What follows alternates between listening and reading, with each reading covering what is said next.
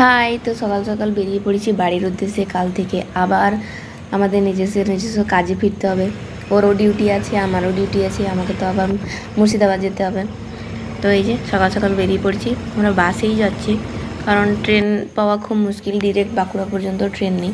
তো এই জন্য বাসেই যাচ্ছি।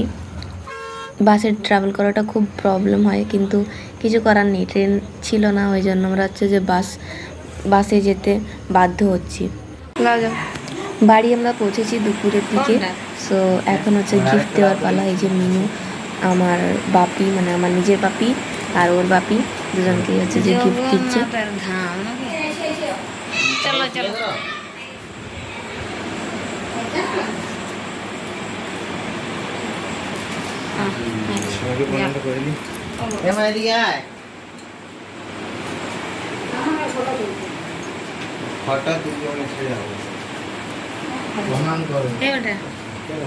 তুই জামা কাপড়গুলো বাগাই যে কতগুলো কাজি বানাচ্ছে সেগুলো একটা কিছু পরে নিয়ে ঠিক আছে ঠিক আছে।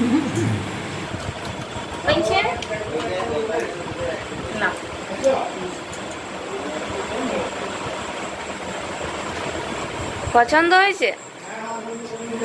তোমার পছন্দ হয়েছে?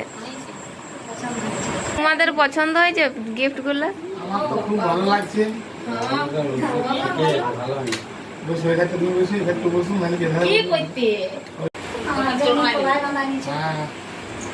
আমার ছোট ছেলে ছোট বৌমা দীঘা গেছিল বেড়াতে, এখান থেকে আমাদের জন্য এই গিফটগুলো নিয়ে এসছে।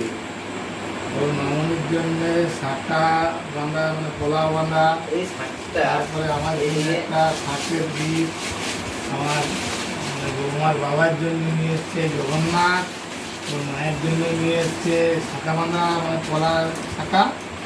আমরা অনেক খুশি, থ্যাংক ইউ। ঠিক আছে।